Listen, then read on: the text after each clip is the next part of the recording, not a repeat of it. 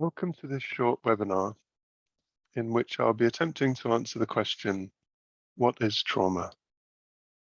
I'm Dan Roberts. I'm an advanced accredited schema therapist, trainer and supervisor, and I'm the founder of Heal Your Trauma.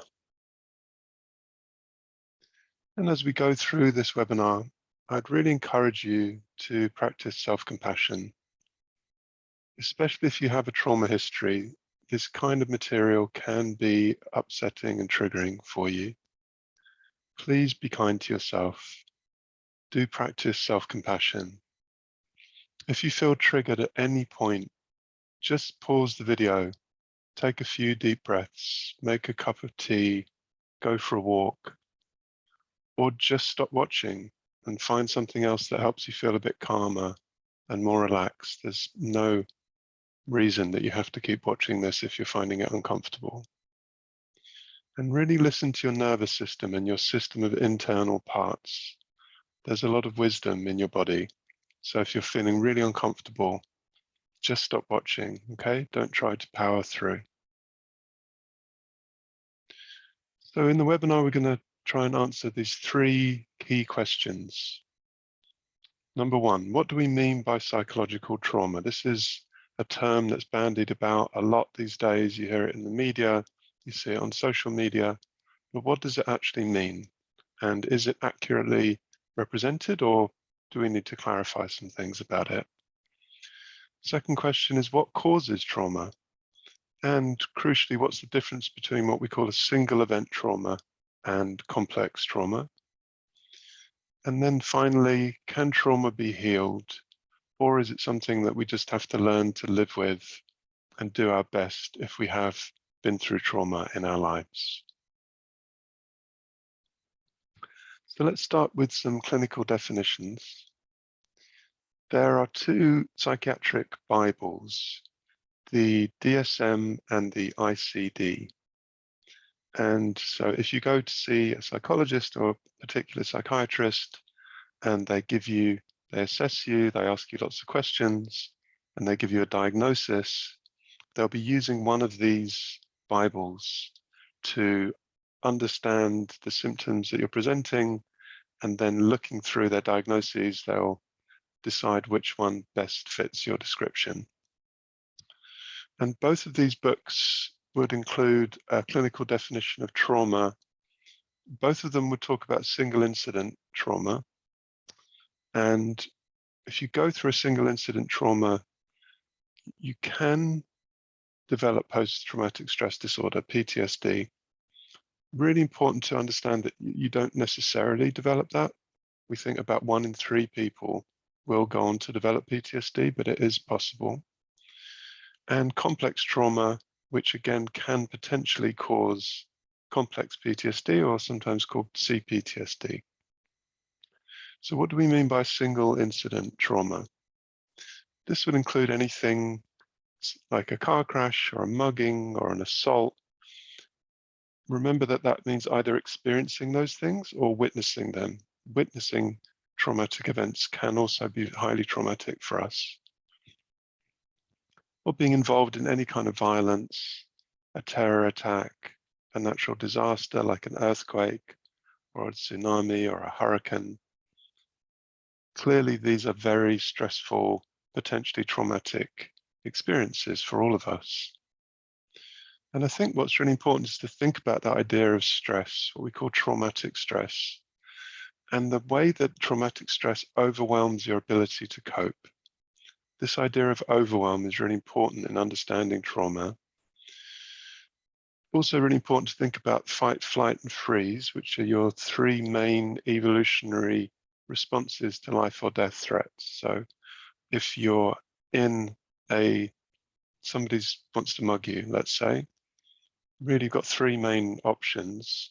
You can try and fight back, or you can flee, which means running, getting away, or you can freeze, which means you just get completely paralyzed and frozen and just maybe you can't speak or can't react. And that's a very, very common, one of the most common responses to trauma is just to go into that freeze response. So again, this idea that either witnessing or experiencing, say, of an assault, you might feel so frightened that you just freeze to the spot. You can't run, kind of like the deer in the headlights. You know, you can't run, can't speak, can't react. Or you might dissociate, experience what we call dissociation, which is where the brain sort of shuts down certain circuits and you might detach from the situation, or your body feel like time has slowed right down.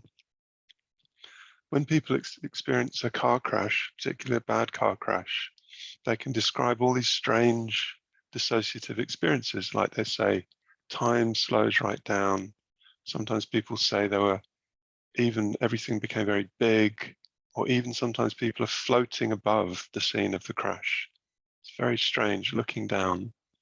And this is very weird and confusing, but these are normal dissociative experiences we can have because, again, we're just completely overwhelmed. It's too much for your brain to process. So it shuts down parts of itself to help you cope, right? And then we have these strange experiences because of that.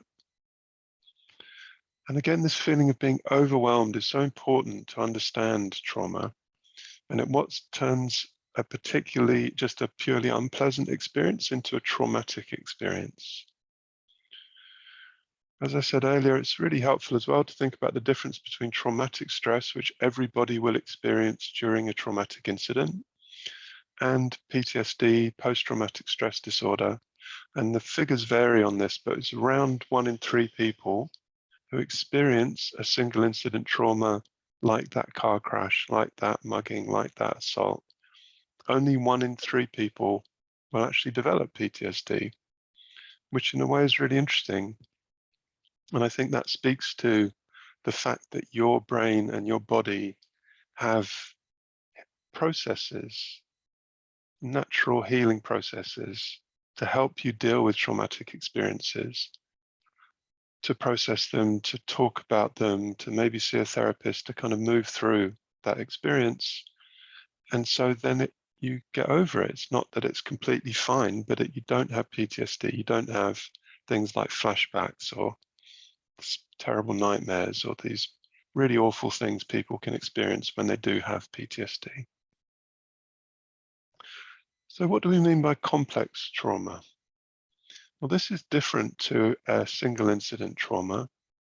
And a complex trauma, really, we're speaking about things that happen repeatedly, often throughout your childhood, but not always.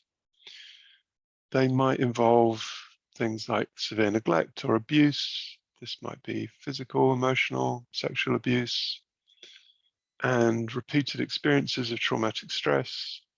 Your sympathetic nervous system is activated, kind of the go part of your nervous system, which is all about fight or flight. Your whole system might get flooded with cortisol and adrenaline. Or the opposite might happen. You might have a freeze response, which Stephen Porges calls a dorsal vagal shutdown, which is a bit of jargon, I know, but it just means going into a total kind of collapsed, freeze, paralyzed place and just not being able to respond to what's going on. We know that these kinds of traumatic experiences are most damaging in early childhood, and that's because your brain and your body are not developed to cope with them. And we also know that what's called relational injury, which is where the injury happens from a caregiver, from your mum or your dad or a grandparent, is particularly tricky for children for obvious reasons. This is the person who's supposed to look after you and care for you and keep you safe.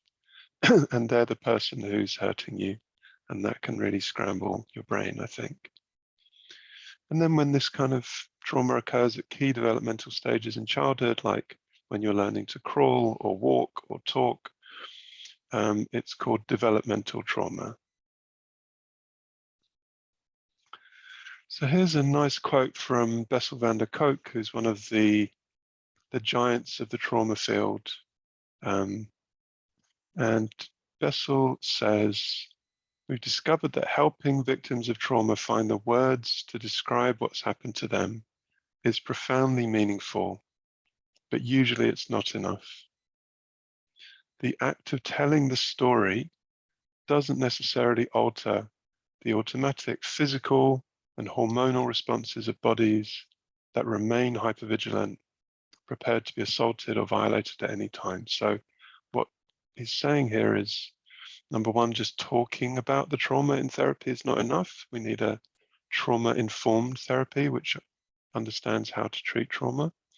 Excuse me. And that when we experience trauma, we store it in our bodies, we store it in our nervous system, we store it inside us. And we kind of have this feeling often when we've been through trauma that the bad thing could happen again at any time. And again, thinking about PTSD, that's how people have these flashbacks and they feel like it's happening again. Okay, it's not rational, it's not sensible. I know I'm sitting in my office, it's safe, it's calm, but I might feel like, oh, the bad thing is going to happen again.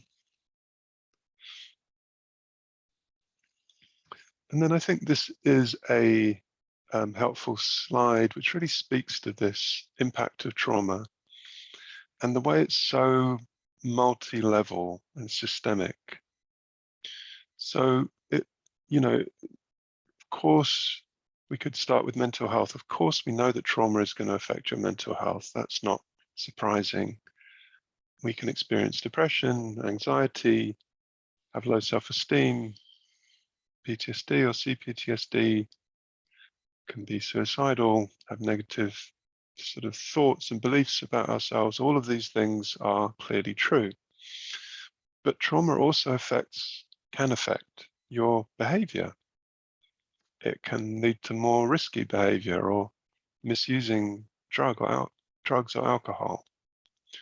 It can actually affect your brain development. So again, this developmental trauma can lead to children having smaller brains than kids who haven't been through trauma. It's very, very sad, but something we saw in the Romanian orphanages when we found psychologists went in and people went in to help them, and they did MRI scans on those kids who had been in the orphanages and had experienced severe neglect. And unfortunately, their brains were actually smaller. It's like this would be a brain that had been through neglect and trauma, and this would be a normal sized brain. And that's because key bits of the brain just don't grow unless we feel safe and loved and looked after. And when we experience that kind of trauma, we don't feel that stuff. It affects cognitions. It affects our ability to think, to learn. We might have one hemisphere of the brain dominant. So left hemisphere, more about being rational, language, thinking, right hemisphere, more about intuition, emotion, being creative, imagery, and we might get a bit of a wiring problem if we've been through a lot of trauma. We know that trauma affects physical health. Again, this is a very sad but very well researched finding now, is that if we go through a lot of trauma, especially as a child, we have lots of traumatic stress and lots of cortisol and adrenaline in our system. It causes problems. It causes long-term physical health problems, particularly around immune system, autoimmune diseases like MS, for example. Unfortunately, we are much more vulnerable to having those kinds of problems. And trauma affects your emotions. If you've been through either the single incident trauma and you have PTSD, or complex trauma and you have CPTSD, we can struggle to regulate and control our emotions. We might be very prone to anger or very anxious or very upset. And we might be very hypervigilant, which if you've been through trauma is actually logical and rational to be hypervigilant, to be wary that bad things might happen again. And very sadly, again, trauma can affect our relationships. It can affect your attachment style, meaning, do you have a secure attachment style where you can trust people and have nice, loving, comfortable relationships? Or do you have an insecure attachment style where you find relationships very difficult?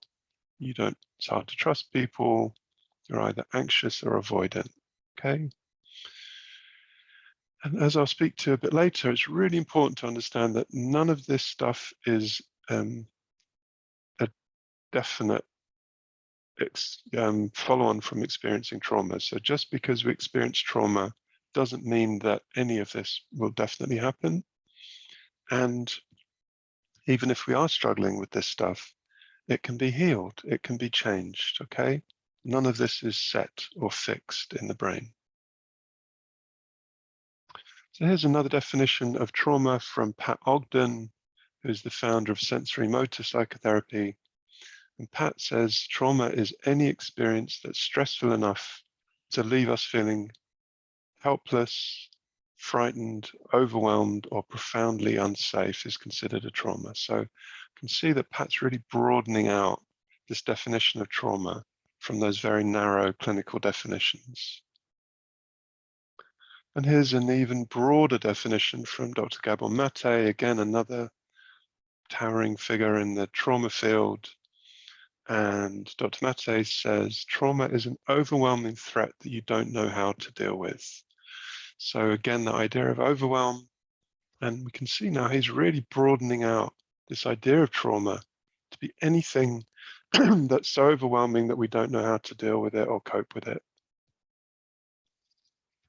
In my professional opinion, I agree with these last two quotes, and I think we should think about trauma as being on a spectrum from very mild at one end to severe at the other end. And think that traumatic experiences, the things that can cause us trauma include things like bullying in the family or the school, which can be extremely traumatic for kids. Having a parent who's an alcoholic, who's drug addicted, or has severe mental illness. Not the parent's fault, but it can, of course, cause us a great deal of problems if we're a kid and we grow up with those experiences. Bereavement can be very traumatic, especially if it's shocking and sudden, or of just somebody that's incredibly important to us. That can be highly traumatic loss for us. Medical procedures, and especially surgery, can be very traumatic. And I think that's something that we don't think about enough, that if we're unconscious and we're being cut open, the body experiences this as a threat. Of course, the body is being attacked, even if it's by the kindest, most well-meaning and skilled surgeon in the world. Your body doesn't really understand that, and it can be very traumatic to experience surgery. Any kind of life-threatening or chronic illness, and of course we're seeing this over the last 18 months with the pandemic, which has had a huge, huge impact on millions, maybe billions of people's mental health. And I'm afraid we're going to be seeing the implications of that for generations to come. A divorce or a relationship breakdown can be traumatic, and obviously something like a burglary or a house fire can be very traumatic for us. So I hope that's given you some sense of what we mean by trauma. I hope that you understand a bit more when you hear this word trauma, what it means, what causes it, what kinds of experiences can cause it, and then the kinds of impacts that it can have. And I just want to close with this very important idea that trauma is not a life sentence. None of what I've talked about in this webinar is set or fixed in any way. The impact of trauma can be healed, and I love this phrase, it's never too much and never too late to heal. Say that again, it's so important. It is never too much and never too late to heal. And this is something that I tell my clients all the time, tell people when I'm teaching. Doesn't matter what we've been through, however bad it is, however traumatic, whatever wounds we carry, they can be healed with some good therapy, with a loving partner, with knowledge and understanding like I'm giving you today. So really hold on to that idea. And we know this because of something called neuroplasticity. And neuroplasticity means that your brain is like plastic, or really it's like clay, meaning it can be molded and changed at any time. So earlier I spoke to this idea of a left hemisphere and right hemisphere dominance, and maybe there's some problems with wiring and neural pathways which are not so helpful. Well, neuroplasticity means all of that can be changed. and healed and rewired. And new neural networks can be formed and strengthened, as I said, with the right kind of treatment, help, and support. And Norman Doidge wrote a great book on this, so Google his name and find a book. I think it's called The Brain That Heals Itself or Makes Itself or something. It's a great book on neuroplasticity. And even attachment and relational wounds can be healed, all right? Even these very painful, difficult early experiences that we have, the wounds can be healed over time. Your attachment style, if it is insecure, it's not fixed. It can change. It can become more secure over time. And we know this, that we can develop a more secure attachment style throughout our lifetime, particularly if we find a good, loving partner that can really help to change your attachment style. So thank you very much for listening. I really hope that that's been helpful for you. I'll be posting lots more of these videos, both these kinds of webinars where I'll do some teaching. I'll also be uploading some helpful techniques. You can check out my website, danroberts.com. There's lots more information there. I'm on an Insight Timer, and I have lots of guided meditations on Insight Timer. So this is all part of my Heal Your Trauma project, where I'm trying to teach as much as I can and help as many people as I can, because I'm so passionate about trauma and helping people to recover from it. Thank you so much for listening. I really hope you found that helpful, and I shall be speaking to you again very soon.